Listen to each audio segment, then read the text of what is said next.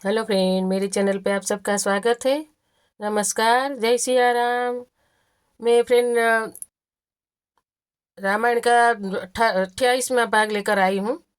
राजा दशरथ ने राजकुमारों, उनकी पत्नियों, ऋषि, महर्षि, मंत्रियों एवं परिजनों के साथ अयोध्या के लिए प्रस्थान किया।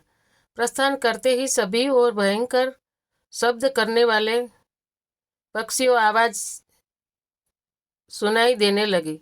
पृथ्वी पर विचरण करने वाले वन्य पशु उनकी बाईं ओर दौड़ने लगे।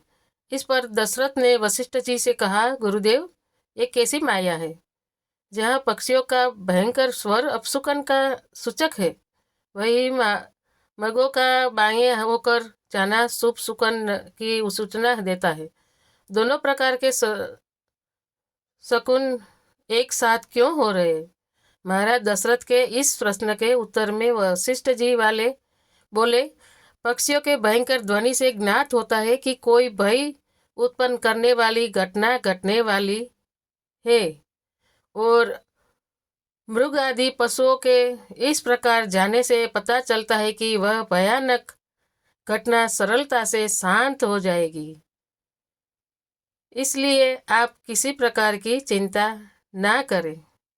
जय सिया राम, जय सिया राम। यह वार्तालाप अभी चल ही रहा था कि बड़े जोरों की आंधी आई। परिणाम स्वरूप वंश वृक्ष पृथ्वी पर गिरने लगे। तभी राजा दशरथ को मृगुकुल के ऋषि परशुराम दृष्टिगत हुए। उनकी वेशभूषा बड़ी भयंकर थी। बड़ी बड़ी जटाएं उनके तेजस्वी मुख पर बिखरी हुई थी। नेत्रों में क्रोध की लालिमा थी। कंधे पर कठोर फरसा और हाथों में धनुष बाण थे। ऋषियों ने आगे बढ़कर उनका स्वागत किया और इस स्वागत को स्वीकार करने के उपरांत वे श्री रामचंद्र से बोले, दशरथ दशरथ नंदन राम, हमें ज्ञात हुआ कि तुम बड़े पराक्रमी हो और तुमने शिवजी के धनुष को भंग कर दिया है। इस प्रकार तुमने अपूर्व ख्याति प्राप्त की है। मैं तुम्हारे लिए एक और अच्छा धनुष लाया हूँ। यह धनुष साधारण नहीं है, बल्कि जमदग्नि कुमार परशुराम का है। इस पर बाण चढ़ाकर तुम अपने शौर्य का परिचय दो।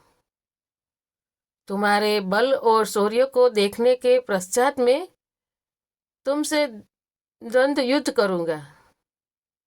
परशुराम की बात सुनकर राजा दशरथ विनीत स्वर में बोले, भगवान, आप वेदविद स्वाध्यायी ब्राह्मण है। क्षत्रियों का विनाश करके आप बहुत पहले ही अपने क्रोध को शांत कर चुके हैं। अपने आपने इंद्र के समक्ष प्रतिज्ञा करके अस्त्र शस्त्र का परित्याग भी कर दिया है। इसलिए हे ऋषिराज, आप इन बालकों को अभय दान दीजिए। यदि यदि आपके हाथों राम मारा गया तो हम में से कोई भी उसके वियोग में जीवित नहीं रह सकता। परशुराम जी ने दशरथ की बात पर कुछ भी ध्यान नहीं दिया। वे राम से बोले, राम, संसार में केवल दो ही धनुष सर्वश्रेष्ठ माने जाते हैं। सारा संसार उनका सम्मान करते हैं।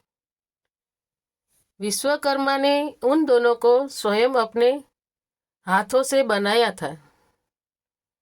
उनमें से एक भगवान शिव के पास था और उसी से भगवान शिव ने त्रिपुरासुर का वध किया था। तुमने उसी धनुष को तोड़ डाला है। दूसरा दिव्य धनुष मेरे हाथ में है। यह भगवान विष्णु का धनुष है।